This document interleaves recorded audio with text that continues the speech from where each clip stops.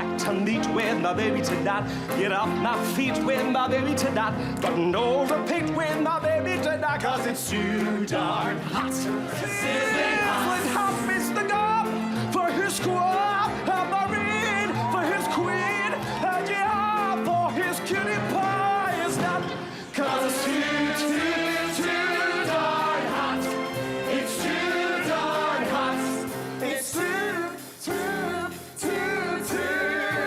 hot.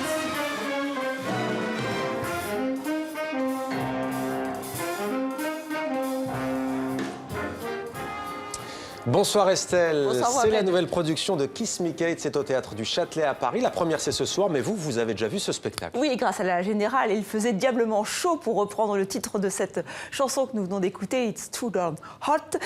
Kiss Me Kate, c'est la dernière œuvre de Cole Porter, peut-être la plus connue, Cole Porter qui a un grand nom de Broadway. Alors musicalement c'est brillant, c'est très jazzy, vous l'aurez noté, et le livret est tout aussi ambitieux puisqu'il revisite la mégère apprivoisée de Shakespeare. Alors nous suivons les mésaventures de cette troupe d'artistes qui a décidé de monter cette pièce, donc c'est une mise en abîme, certes très classique, mais vraiment le rythme est endiablé, c'est grivois, les paroles sont à double sens, et dans cette nouvelle production, donc au Châtelet, ils nous sortent le grand jeu du Shakespeare dans le texte, je le disais, du Jane Kelly pour la danse et du Fred Astaire pour les claquettes, évidemment.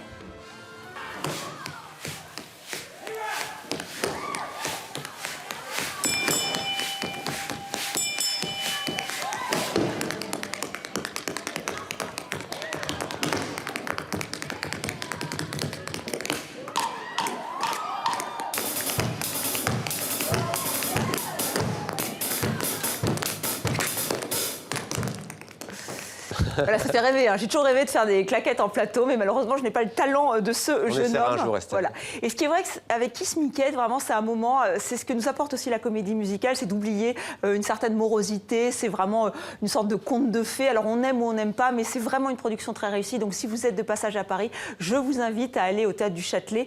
Kiss Me Kate, c'est jusqu'au 12 février.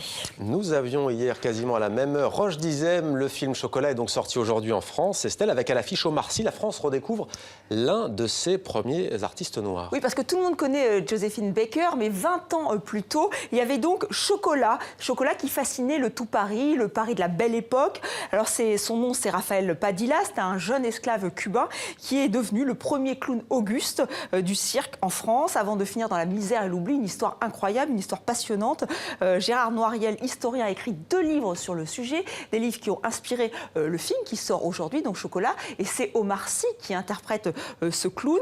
Alors, il y a aussi une exposition qui a été préparée par Gérard Noiriel, exposition qui est à la Maison des Métallos à Paris. On peut y voir des affiches, des photographies, des extraits de journaux qui attestent de la notoriété de Chocolat à l'époque. Il formait un duo mémorable avec Footit, le clown blanc. Vous savez, ce clown man. Enfin, c'est un couple qui est né à cette époque. Alors, c'était dur à vivre pour Chocolat parce qu'il était souvent raillé, moqué, caricaturé. Et d'ailleurs, avec l'évolution des mœurs, le stéréotype du noir stupide frappé par les blancs passait de plus en plus mal.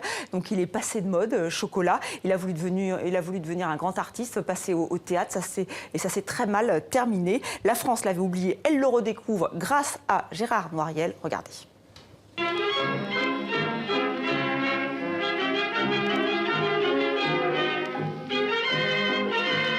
C'est vraiment Chocolat, le premier artiste noir qui a fait son trou, on pourrait dire, en France, à Paris, et qui a eu du succès.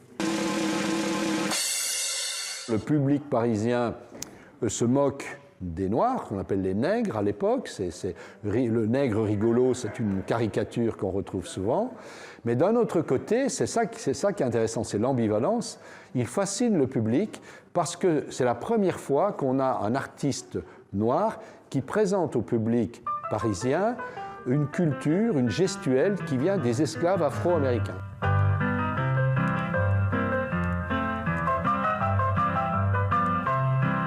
Il ne savait pas, au fond, si son succès était dû au fait qu'il était noir et donc qu'on se moquait des Noirs, ou c'était parce qu'il avait du talent.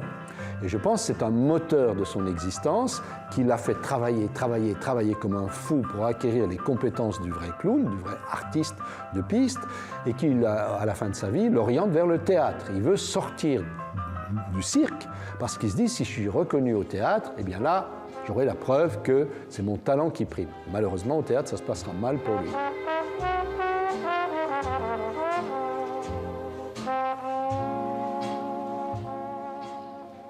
C'était Demander le programme. Merci Estelle pour cette chronique culture. À demain, Mohamed.